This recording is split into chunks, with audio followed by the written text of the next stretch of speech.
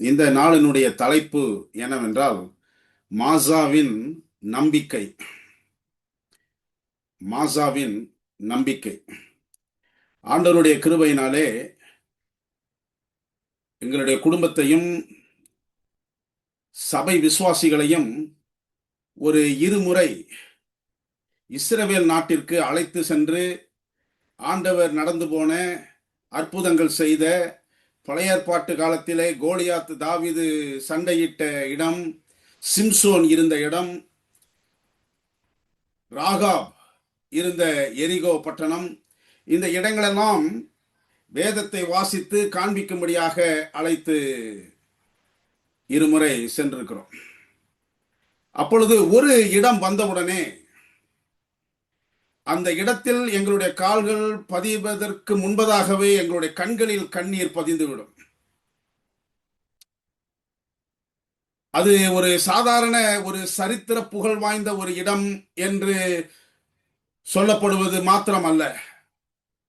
2001ஆம் வருஷத்திலே யுனெஸ்கோ என்ற அந்த பொறுப்பிலிருந்து அந்த இடத்தை யாரும் எந்த விதத்திலும் இடையூறு செய்து அதை மாற்றி அமைக்க கூடாது, இருப்பது போன்றே இருக்க வேண்டும் என்று சொல்லி கட்டளை கொடுத்திருக்கிறார்கள். அந்த இடத்திற்கு பெயர் மாஸ்டா என்று அல்லது மசாடா என்று தமிழிலே மசாதா அப்படின்னு கூட சொல்லிக்கலாம். நீங்க படத்துல அந்த காட்சியை நீங்கள் பார்க்கலாம். என்ன அப்படின்னு சொன்னா, ஒரு பெரிய மலை உச்சியில் அந்த பட்டணம் கட்டப்பட்டிருக்கிறது.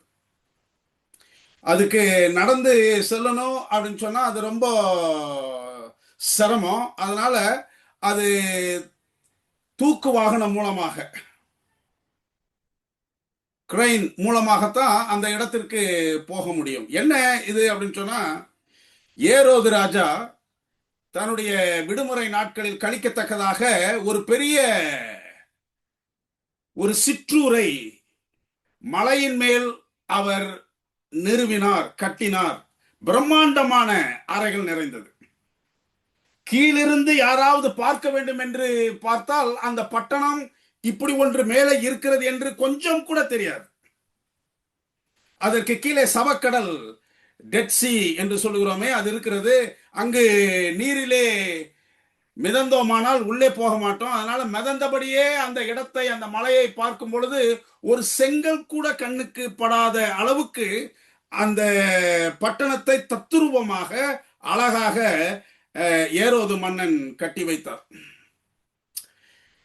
ஆனால் 1வது நூற்றாண்டிலே 70வது வருஷம் எருசலேம் ஆலயம் அழிக்கப்படும் பொழுது, பட்டணம் எரிக்கப்பட்ட பொழுது, 10 லட்சத்திற்கு மேற்பட்ட யூதர்கள் அழிக்கப்பட்ட பொழுது 960 யூதர்கள், நீங்க அடுத்த படத்தையும் நீங்க பார்த்துக்கிட்டு, அடுத்த படத்துல நான் இது தமிழ்ல அது எழுதி வச்சிருக்கிறேன், நீங்க அதுல பாத்தீங்க அப்படின்னு சொன்னா ஒரு 960 பேர் அவங்க எபனேசர் பென் யாரே அவருடைய தலைமையின் கீழே புகலிடம் சேர்ந்து அந்த இடத்திலே வசித்துக் கொண்டிருந்தார். 960 பேர், பெண்கள், குழந்தைகள், வாலிபர்கள், பெரியவர்கள். ஒரு கூட்டம் இங்க காணமே அப்படின்னு சொல்லிட்டு இந்த ரோம ஆட்சியாளர்கள், ராணுவ வீரர்கள், பொறுப்பாளர்கள் எல்லாம் தேடிக்கொண்டிருக்கும் பொழுது இவங்க இந்த பக்கத்துல தான் இருக்கிறாங்க அப்படின்னு தெரிஞ்சு இந்த மலைக்கு வந்த, இந்த மலையில உச்சிக்கு எப்படி ஏறுறதுன்ற வழி தெரியல. எந்த இடத்துல பார்த்தாலும் படிக்கட்டு கிடையாது, போறக்கூடிய பாதை தெரியாது, எதுவும் தெரியாது. அப்படிப்பட்ட ஒரு சூழ்நிலை இந்த மலை. அப்போ அவங்க கீழே எப்ப யாராவது கீழே வருவாங்க, எப்படி இந்த இடத்த நம்ம கண்டுபிடிக்கலாம், மேலே ஏறுறதுக்கான வழியை கண்டுபிடிக்கலாம் அப்படின்னு சொல்லிட்டு காத்திருந்து காத்திருந்து காத்திருந்து ஒரு நாள் அந்த வழியை கண்டுபிடிச்சாங்க. கண்டுபிடிச்சு மேலேருந்து பார்க்கிறவங்க கீழே நூற்றுக்கணக்கான ரோம ராணுவ வீரர்கள் பலவிதமான நவீன ஆயுதங்களோடு காத்திருக்கிறார்கள், மேலே வந்து கொண்டிருக்கிறார்கள் என்பதை புரிஞ்சுக்கிட்டு நீங்க அடுத்த படத்தை நீங்க பார்க்கணும் அப்படின்னு சொன்னா அதுல எழுதப்பட்டிருக்கிறது என்ன அப்படின்னு சொன்னா, பல மாதங்களாக என்ன நடந்துச்சு அப்படின்னு சொன்னா, பல மாதங்களாக நடந்த முற்றுகைக்கு பிறகு ரோமானியர்கள் கோட்டையை உடைக்க மிகப்பெரிய சுவர் கட்டினாங்க. தப்பிக்க வழி கிடையாது. யூதர்கள் எங்கேயும் போக முடியல, ஒருத்தர் கூட தப்பிக்க முடியல. அப்போ இவங்க ஒரு முடிவெடுத்தாங்க. இந்த எபனேசர் பென் யாயிர் அவருடைய தலைமையின் கீழே முடிவெடுத்தாங்க. அடிமையாய் ஒரு மனிதனிடத்தில் சாவதை பார்க்கலாம், கேவலமான ஒரு மரணத்தை நாம் அனுபவிப்பதை பார்க்கலாம். என்னுடைய மகள், என்னுடைய மகன், என்னுடைய மனைவி, என்னுடைய சமுதாயத்தை சார்ந்த அத்தனை பேரும் அவலட்சணமான மரணத்தை சந்திப்பதை பார்க்கலாம். தற்கொலை செய்து கொள்வது மேன்மையானது என்று தீர்மானித்தார். போட்டிருக்க தப்பிக்க வழி இல்லை என்று உணர்ந்த யூதர்கள் அடிமைகளாக பிடிபடுவதற்கு பதிலாக இறப்பை தேர்ந்தெடுத்தார்கள். அதனால என்ன செஞ்சாங்க அப்படின்னு சொன்னா, அவர்கள் தங்களுடைய குடும்பத்தினரை முதலில் கொன்றனர். அப்பா மனைவியை கொண்டாங்க, பிறகு பிள்ளைகளை கொன்றார்கள், பிறகு போய் நின்னாங்க. அங்க தேர்ந்தெடுக்கப்பட்ட ஒரு 6-7 பேர் இருப்பாங்க, அவங்க அந்த தகப்பனை கொள்ளுவாங்க. இப்படி அவர்கள் தங்களுடைய குடும்பத்தினரை முதலில் கொன்றனர், பின்னர் சிலர் மற்றவர்களை கொன்றனர், கடைசியில் தேர்ந்தெடுக்கப்பட்ட ஒருவன் தன்னையும்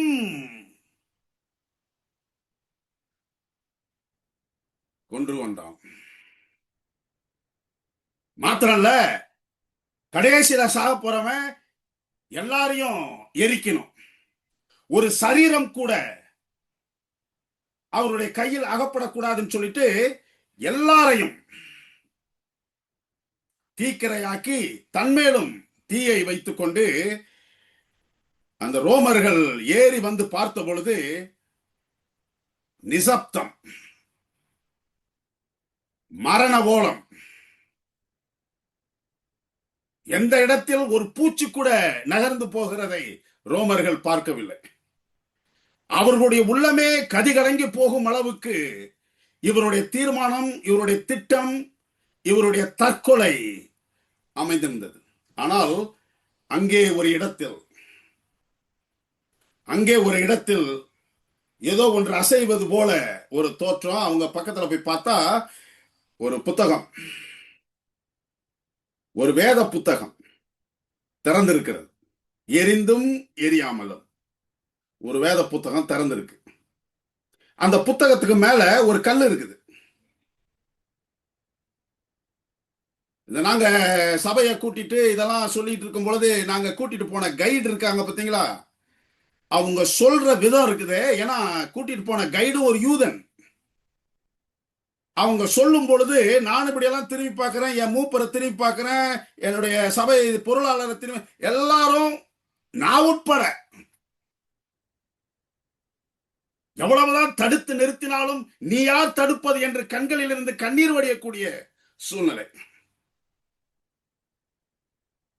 திறந்திருந்தா அந்த கல் அவங்க எடுத்து பார்க்கறாங்க. அதுல அந்த 3 வசனத்தின் மேல ஒரு கல் இருக்குது. அடுத்த படத்துல எசேக்கியேல் 37வது அதிகாரம் 10, 11, 12, 13 வசனங்கள் மேல அந்த கல் இருக்கு. அந்த கல் எடுப்பாங்க.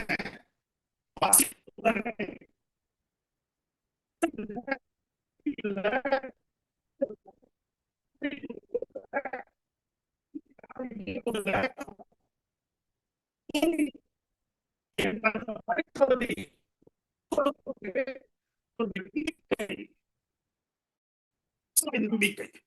ஏன்னா அந்த வசனம் போட்டிருக்குது அப்படின்னு சொன்னா நமக்கு எல்லாருக்கும் தெரிந்த வசனம் தான். என்ன அப்படின்னு சொன்னா, அங்க கிடந்தவங்க எல்லாரும் எரிந்து சாம்பலாய் எலும்பு மாத்திரம் அங்க கிடக்குது. எனக்கு கற்பிக்கப்பட்டபடி நான் தீர்க்க தரிசனம் உரைத்தேன். அப்பொழுது ஆவி அவர்களுக்குள் பிரவேசிக்க அவர்கள் உயிரடைந்து காலூன்றி மகா பெரிய சேனையாய் நின்றார்கள். மனிதனுடைய கடைசி நம்பிக்கை. இந்த 960 பேரும் சாதாரண அல்ல.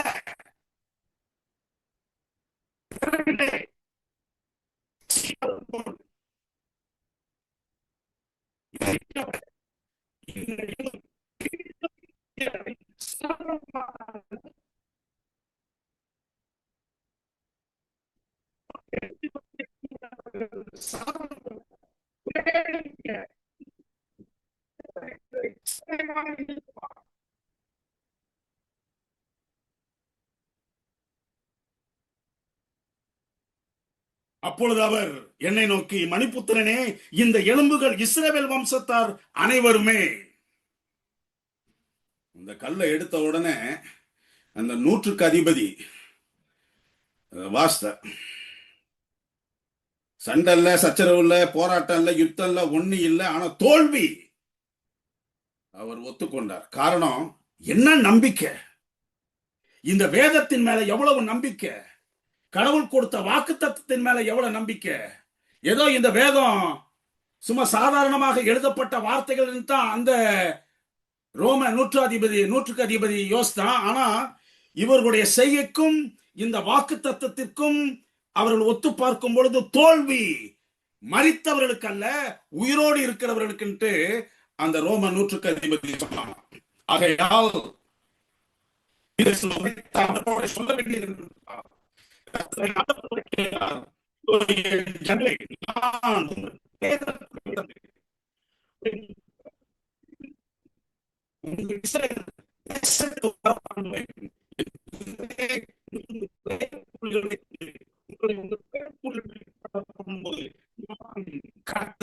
என்று அறிந்து கொள்வீர்கள். மசாதாவின் நம்பிக்கை என்ன அப்படின்னு சொன்னா, கையில் இருந்த கத்தி அல்ல, உரையில் இருந்த கடாரி அல்ல, அல்லது வீட்டில் இருந்த பெரிய வாள் அல்ல. வேத சத்தியத்தின் மேல் அவர்கள் வைத்திருந்த வாஞ்சை, நம்பிக்கை. இன்று மரித்தாலும் நிச்சயமாக ஆண்டவர் இந்த உலர்ந்த எலும்புகளை, இந்த மசாடாவில் அவதரித்த இந்த எலும்புகளை ஆண்டவர் சேனையாக எழும்ப பண்ணுவார். வேதம் சாதாரண புத்தகமல்ல.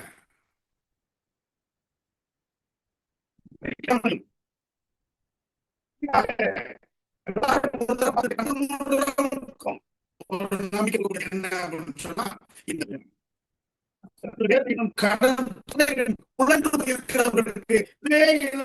ஒரு பக்கத்தை திரும்பி படிக்கும் பொழுது ஆண்டவரே பக்கத்திலிருந்து தோலை தட்டி கொடுத்து, கலங்காத மகனே, கலங்காத மகளே, இதோ நான் உன்னோடு கூட இருக்கிறேன் என்று சொல்லிக் கொடுக்கக்கூடிய அற்புதமான சக்தி.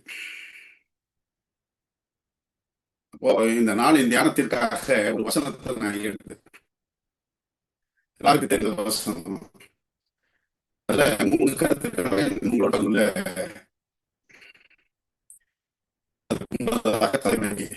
ஜபம் செய்வோம். இதுதான் என்னுடைய தெரியும். ஆமென்.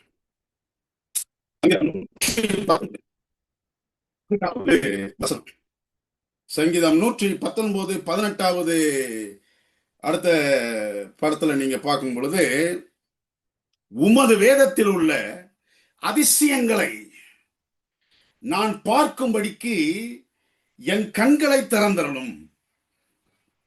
தாவீது 119வது சங்கீதத்துல எடுத்த எடுப்புல 18வது வசனத்துல அவர் சொல்றாரு என்னன்னா, உமது வேதத்தில் உள்ள அதிசயங்களே என்னுடைய கண்ணீர், என்னுடைய கண்கள்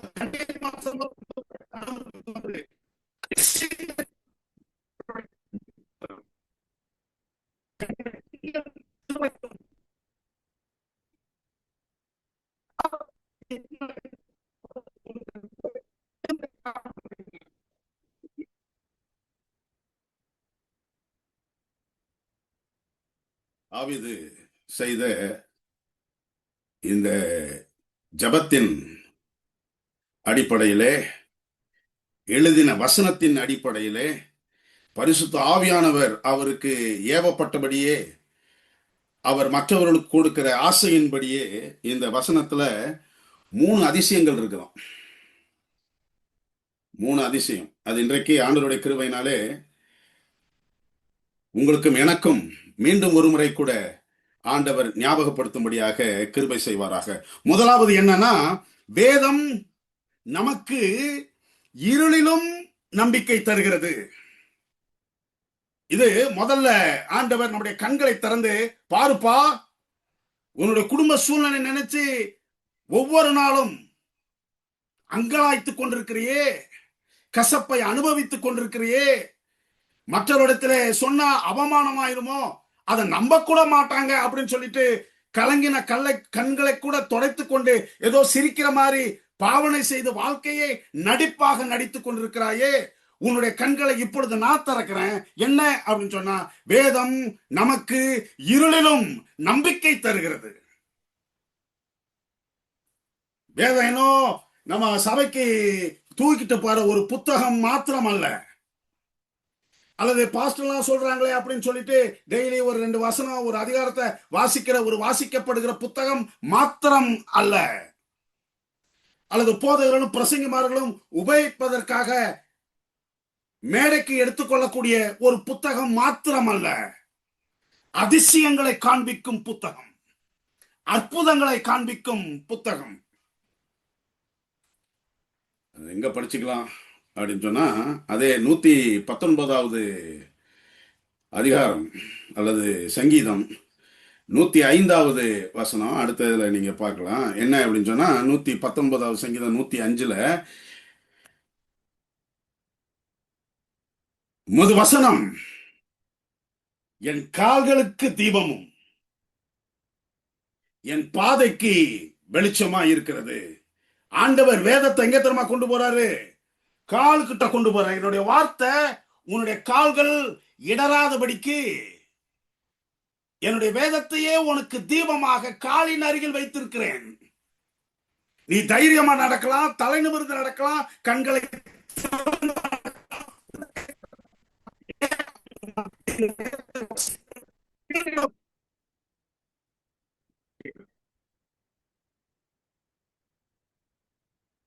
எத்தனை பேரு குற்ற மனசாட்சியோடு இன்றைக்கு வாழ்ந்து வருகிறோம்? எத்தனை பேரு சாபத்தின் மத்தியிலே வாழ்ந்து வருகிறோம்? எத்தனை பேர் சரியோ தவறோ குற்றம் சாட்டப்பட்டு, எப்படியாவது இந்த தலைவர்கள் மத்தியில கொஞ்சம் இறக்கம் கிடைக்காதா, இந்த பிரின்சிபால், ஹெட்மாஸ்டர், ட்ரெஜரர் கண்கள்ல கொஞ்சம் இறக்கம் கிடைக்காதா, அல்லது ஊர் தலைவர்கள் மத்தியில இறக்கம் கிடைக்காதா அப்படின்னு சொல்லிட்டு எத்தனை பேரு நிமிர்ந்து நிற்கக்கூடிய நல்ல புயத்தை உடையவர்களாக இருந்தாலும் அவர்களை பார்க்கும் பொழுது தன்னையும் அறியாமல் கூனி குறுகி நடக்கக்கூடிய சூழ்நிலைகள் எத்தனை பேர் இருக்கிறோம்?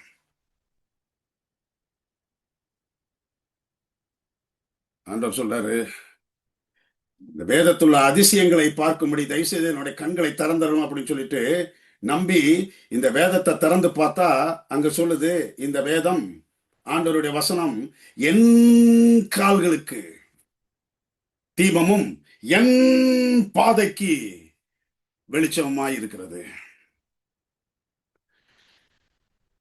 ஒரு சாட்சி பகிர்ந்துக்க விரும்புறேன். சில உங்களுக்கு தெரியும், இங்க அட்வென்டிஸ்ட் வேர்ல்டு ரேடியோ அப்படின்னு இருக்குது, AWR, Adventist world radio London. அது இப்போ அங்கிருந்து அதனுடைய மேனேஜர் எனக்கு மிகுந்த நண்பர் டாக்டர் மைக்கேல் இது மாதிரி நேத்தன் ஒரு பாடம் கார்ல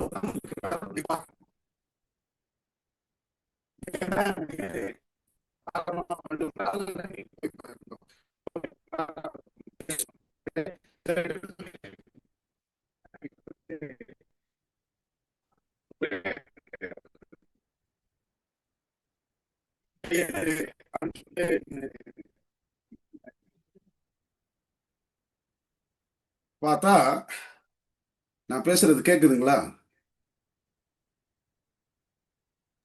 கேக்குது பாஸ்ட். ஓகே. ஏன்னா ஒரு செய்தி வருது, உங்க சத்தம் கேட்கல அப்படின்னு சொல்லிட்டு, அதனாலதான். சரி, கோச்சிக்காதீங்க. ஒரு பெண்ணை சிநேகித்தார் அவர். திருமணம் முடிக்கணும் அப்படின்னு சொல்லிட்டு 2 பேரும் தீர்மானிக்கிறாங்க.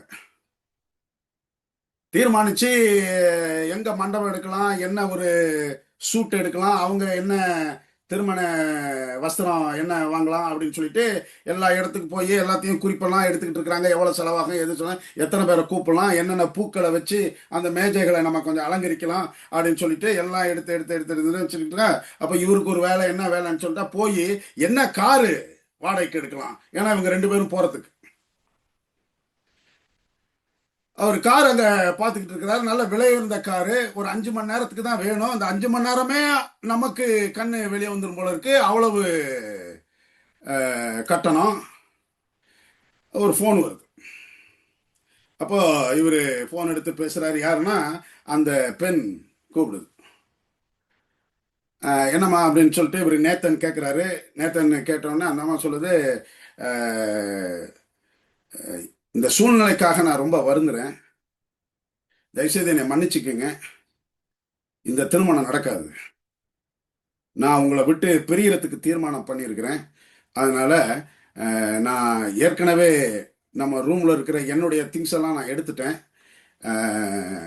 இனி நீங்களும் நானும் சந்திக்க கூடாது, அப்படிப்பட்ட ஒரு சந்தர்ப்பத்தை நீங்க ஏற்படுத்திடாதீங்க, குட் பை அப்படின்னு சொல்லிட்டு இவருக்கு பேசுறோமா இல்லை ஏதாவது கனவு காண்றோமா சொப்பனம் காண்றோமா அப்படின்னு சொல்லிட்டு இவருக்கு ஒன்றும் புரியல. திருப்பி அடிக்கிறாங்க, ஃபோனு அந்த நம்பரை பிளாக் பண்ணிட்டாங்க அந்த அம்மா. அவங்க தோழிக்கு அடிக்கிறாங்க, இவங்களுக்கு அடிக்கிறாங்க, யாரும் எடுக்க மாட்டேங்கிறாங்க. இவருக்கா ஒரு முடிவு எடுக்கிறாரு, சரி கார்ல ஏறி போவோம், வேகமா போவோம். இங்க 70 மைல் தான் அதிகமாக போகக்கூடிய வேகமுள்ள ஒரு சட்டம் இருக்குது.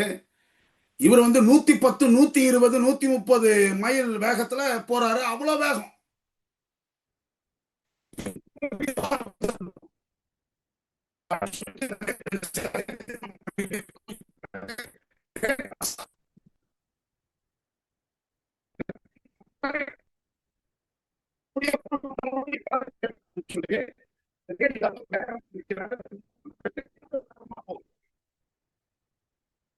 ஒரு குழியில இந்த கார் அப்படி குதிச்சு அப்படி போகும்பொழுது அந்த ரேடியோ ஸ்டேஷன் ஆட்டோமேட்டிக்கா மாறிடுது. மாறி அட்வென்டிஸ்ட் வேர்ல்ட் ரேடியோவுக்கு போகுது. ஆண்டவர் ஒரு மனிதனுடைய வாழ்க்கையை எப்படியெல்லாம் திருப்புகிறார் என்பதற்கு இது ஒரு உதாரணம். அந்த ரேடியோ இவர் திருப்பலாது, அந்த அந்த குழியில கார் விழுந்து இப்படி ஜம்ப் ஆனதுல அதான் திரும்பிக்கிச்சு. திரும்பினா அட்வென்டிஸ்ட் வேர்ல்ட் ரேடியோல அங்க ஒருத்தர் பேசுறாரு, ஒரு பாஸ்டர் பேசுறாரு, கல்வாரி சிலுவையின் அன்பை குறித்து பேசுகிறார். யோவான் 3:16 அடிப்படையாக வைத்து அவர் சத்தியம் பேச பேச ஏதோ இவர்கிட்ட தான் பேசுற மாதிரி. இவர் காரை நிறுத்துறாரு, ஒரு ஓரத்துல நிறுத்திட்டு அந்த ரேடியோ கிட்ட சண்டை போடுறாரு. என்னிடத்தில் பேசுவதற்கு உனக்கு யார் அதிகாரம் கொடுத்தது? கத்துறாரு. அந்த ரேடியோக்கு என்னத்தை கேட்கும்? பேசுறவரு பேசிக்கிட்டே இருக்கிறார். சத்தம் போட்டவரு இப்ப அமைதியா கேட்க ஆரம்பிக்கிறார். ஆண்டவருடைய அன்பு. ஏசாயா 53வது அதிகாரம் அவர் இப்ப வாசிக்கிறார். அவர் வாசிக்க வாசிக்க வாசிக்க வாசிக்க அந்த 53வது அதிகாரத்தில் இயேசு கிறிஸ்து எந்த அளவுக்கு பாடு மரணத்தை ஏற்றுக்கொண்டு துக்கங்களை சுமந்தார், அவருடைய தழும்புகளால் நாம் குணமாகிறோம் அப்படின்றதெல்லாம் வாசிக்க வாசிக்க இவருக்கு அவருடைய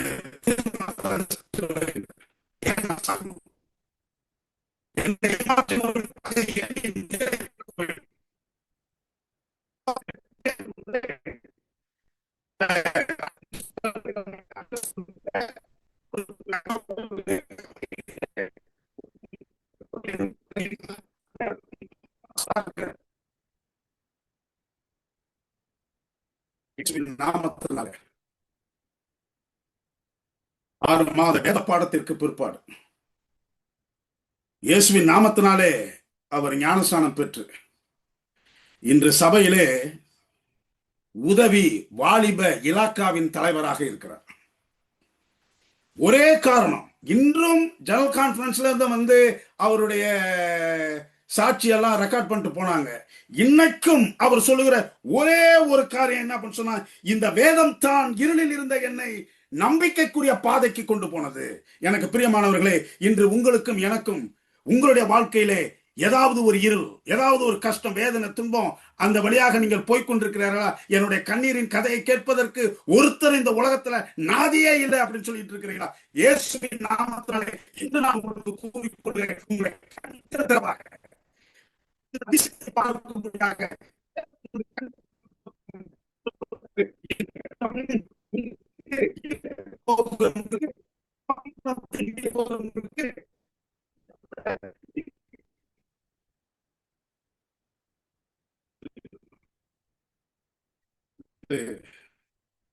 பார்க்கும் பொழுது வேதம் நமக்கு இருளிலே நம்பிக்கை மாத்திரம் தருவதில்லை. இந்த வேதம் நம்முடைய மதிப்பை உயர்த்துகிறது. எனக்கு ரொம்ப பிடிச்சது இதை பார்த்த உடனே. உண்மையிலே சொல்றேன், ஆண்டவர் அதிசயங்களை பார்க்கத்தக்கதாக, வேதத்தில் உள்ள அதிசயங்களை பார்க்கத்தக்கதாக நம்முடைய கண்களை திறந்து பாருங்க அப்படின்னு சொல்லும் பொழுது, நம்ம அந்த வேதத்தின் அதிசயங்களை பார்க்கும் பொழுது என்ன அப்படின்னு சொன்னா, இன்றைக்கு எத்தனையோ பேர் என்ன சொல்றாங்க அப்படின்னு சொன்னா, உன்ன மாதிரி ஒரு உபயமற்றவன் யாரும் கிடையாது. நீ பூமிக்கு பாரம் மாத்திரம் இல்ல, குடும்பத்துக்கும் பாரம். என்னைக்கு காலடி எடுத்து வச்சியோ அன்னைக்கே உனக்கு சாபம், இந்த குடும்பத்துக்கு சாபம். ஒன்னா போய் இந்த வீடு வெறுமனே போகுது. என்னைக்கு என் புள்ள உன்னை சந்திச்சானோ அன்னைக்கே போச்சு, என்னைக்கு இந்த சபையில கால் எடுத்து வச்சோ அன்னைக்கே போச்சு. அநேகர் சொல்ற காரியம் என்னன்னு சொன்னா, உபயோகம் இல்லாதவங்க, ஒண்ணு இல்லாதவங்க. அது ஆங்கிலத்தில் அழகாக என்ன சொல்லுவாங்க அப்படின்னு சொன்னா, அன்னோட்டிஸ்ட் பர்சன், கவனிக்கப்படாதவன். ஆனா இந்த வேதத்துக்கு நீங்க போனீங்க அப்படின்னு சொன்னா, இந்த வேதத்தை எடுத்து ஆண்டவரே அப்படின்னு சொல்லிட்டு ஒரு சங்கீதத்தையோ, ஒரு பிரசங்கத்திலேயோ, ஒரு மார்க்கையோ, மத்தையோ அல்ல ஆதியாகமத்தையோ எதையாவது எடுத்து நீங்க, ஆண்டவரே எனக்கு தயவு செய்து என்னோட பேசும் பொழுது ஆண்டவர் அதிசயமான காரியங்களை காண்பிப்பார். இந்த வசனத்தை வாசிப்போம். 2 தீமோத்தேயு 3வது அதிகாரம், 2 தீமோத்தேயு 3வது அதிகாரம் 16, 17வது வசனத்தை பார்க்கும் பொழுது, 2 தீமோத்தேயு 3வது அதிகாரம் 16, 17 என்ன சொல்லுது அப்படின்னு சொன்னா, வேத வாக்கியங்கள் எல்லாம் தேவ ஆவியினாலே அருளப்பட்டிருக்கிறது. யாருக்கு அப்படின்னு சொன்னா, உபயமற்றவன், நீ ஒண்ணுக்கு பிரயோஜனம் இல்லாதவன், நீ காலடி வச்சாலே அந்த இடம் கருகி போயிடும் அப்படின்னு சொல்லிட்டு எத்தனை பேர் சாப வார்த்தைகளை உங்களுடைய காதுகள் கேட்க சொல்லியிருப்பாங்க. அவங்களுக்கு இந்த வேதத்தை ஆண்டவர் தராராம். எப்படி திரும்ப அலங்கரிச்சு தராரு? தேவனுடைய மனுஷன் தேறினவனாகவும் எந்த நற்கிரியர்களை செய்யறவனாகவும் இருக்கும்படி இந்த வேதத்திற்கு, இந்த காதலிக்கிறவர்களுக்கு உங்களுடைய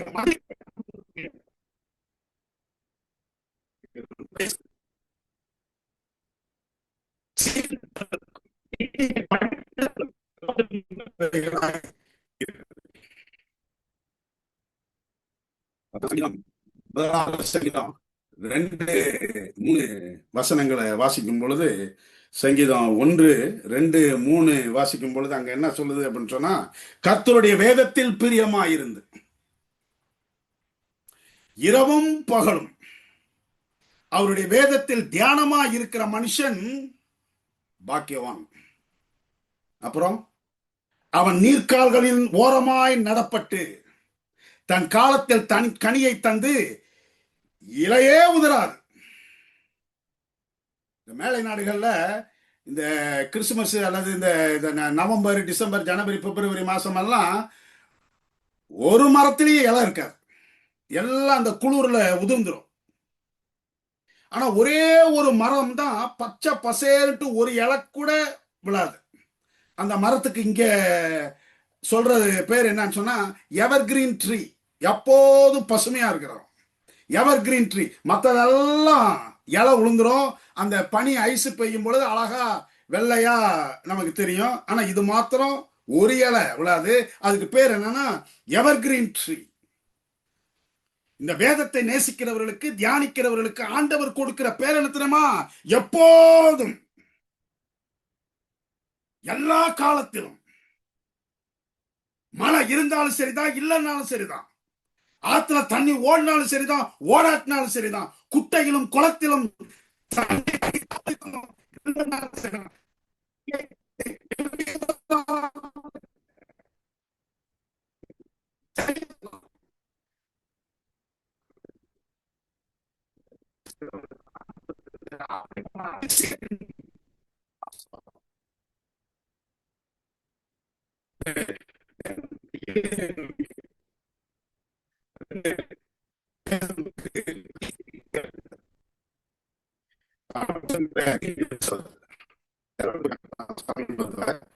அவங்க கேட்டாங்கன்னா இவ்வளவு செப்புக்கு காரணம் என்ன? உங்களுடைய அணுகுமுறையா, இல்ல வின்ஸ்டன் சர்ச்சில் மாதிரி, ஜான் மேயர் மாதிரி, டோனி பிளேயர் மாதிரி ஒரு நல்ல பிரைம் மினிஸ்டர் இருந்து இந்த நாட்டை நடத்தினதா அப்படின்ட்டு ராணி அம்மாட்ட கேட்குறாங்க. இப்போ நாங்கள்லாம் இவங்க என்ன பதில் சொல்லுவாங்க அப்படின்னு சொல்லிட்டு காத்துக்கிட்டு இருக்கும்பொழுது அவங்க சொன்னாங்களாம், இது என்னுடைய தலையீடோ, என்னுடைய இராணுவ பலமோ, இல்லை நீங்கள் சொன்ன மாதிரி ஜான் மேயரோ, மார்கரெட் தாட்சரோ அல்லது டோனி பிளேயரோ காரணம் இல்லை, இந்த வேத புத்தகம் தான் ஐக்கிய ராஜ்யத்தின் வெற்றிக்கான காரணம். நெகிழ்ந்துட்டோம். அது புதுசு கிடையாது. ஆண்டவர் சொல்லி தர்றாரு. என்னன்னு சொன்னா, சங்கீதம் 119:72 அநேகம் ஆயிரம் பொன் வெள்ளியை பார்க்கிலும் நீர் விளம்பின வேதமே எனக்கு நலம். மாத்திரல்ல, 92வது வசனத்தை நீங்க வாசித்து பார்த்தீங்கன்னு சொன்னா, உமது வேதம் என் மனமகிழ்ச்சியா இராதிருந்தால் நான் துக்கத்திலே அழிந்திருப்பேன். எப்படிப்பட்ட ஒரு வசனம் பாருங்க. சங்கீதம் 119:92 உமது வேதம் என் மன மகிழ்ச்சியா இராதிருந்தால்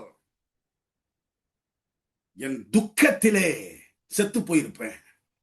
ஆனா என்னை தூக்கி நிறுத்தினது, மான்களின் கால்களை எனக்கு தந்தது, கண்மனையில் மேல் என்னை கொண்டு போய் வைத்தது, அத்தனைக்கும் காரணம் இந்த பரிசுத்த வேதமாகிய தேவனுடைய வார்த்தை.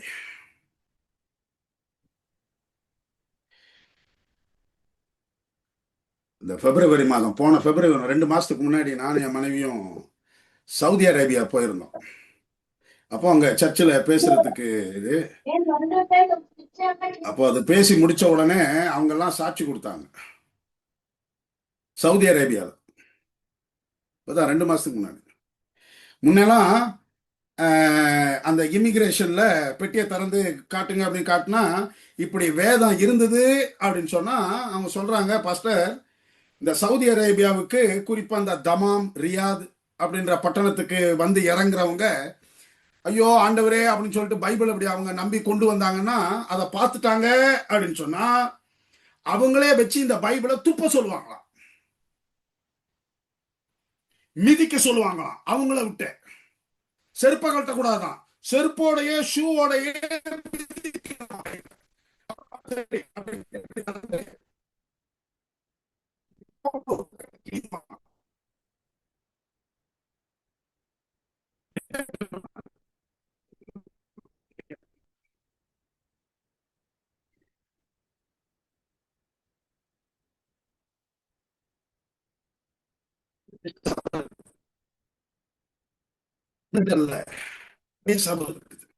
நாங்க பைபிளை சுமந்துட்டு போறோம் பாஸ்டர். ஏன் தெரியுங்களா? எங்களுடைய மதிப்பை அது உயர்த்துகிறது. துப்ப சொன்னவனுக்கு முன்னாடி, ஷூவால மிதிக்க சொன்னவனுக்கு முன்னாடி, விருப்பமான பக்கம் எதுன்னு கேட்டுட்டு அந்த பக்கத்தை கிளி அப்படின்னு சொன்னவனுக்கு முன்னாடி, இந்த புஸ்தகத்தை கூட்டு எடுத்துட்டு போய் டாய்லெட்ல வெயி, ஒருவேளை தண்ணி தீர்ந்து போச்சுன்னா இதை கிழிச்சு பயன்படுத்திக்குவாங்க அப்படின்னு சொன்னவங்களுக்கு முன்னாடி, இன்னைக்கு பாஸ்டர் நாங்க தைரியமா இந்த பைபிளை தூக்கிட்டு போறோம். எனக்கு பிரியமானவர்களே, இந்த வேதத்தை வைத்திருப்பவர்கள் பாக்கியவான்கள், இந்த வேதத்தை தந்தவர்கள் பாக்கியவான்கள், இந்த வேதத்தை நமக்கு சொல்லிக் கொடுத்தவங்க பாக்கியவான்கள். இது இவருடைய நம்பிக்கை மாத்திரமல்ல, வேதத்தில் இருக்கிற அதிசயத்தை வந்து சொல்லி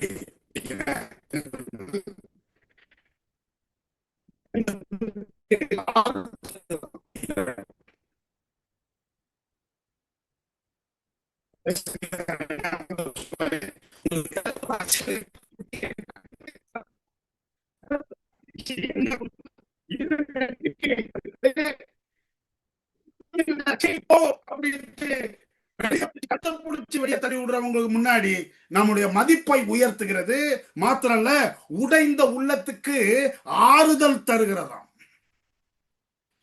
வாசிக்கிறேன் பாருங்களேன். சங்கீதம் 119:49-50 வசனத்தை நம்ம கொஞ்சம் வேகமா வாசித்து முடிச்சிடலாம். சங்கீதம் 149 119:49-50, நீர் என்னை நம்ப பண்ணின வசனத்தை, நீர் என்னை நம்ப பண்ணின வசனத்தை உமது அடியேனுக்காக நினைத்தருளும். அதுவே என் சிறுமையில் எனக்கு ஆறுதல். உம்முடைய வாக்கு என்னை உயிர்ப்பித்தது. இன்னைக்கு யாராவது ஏதோ இந்த கூட்டத்துக்காவது போவோம்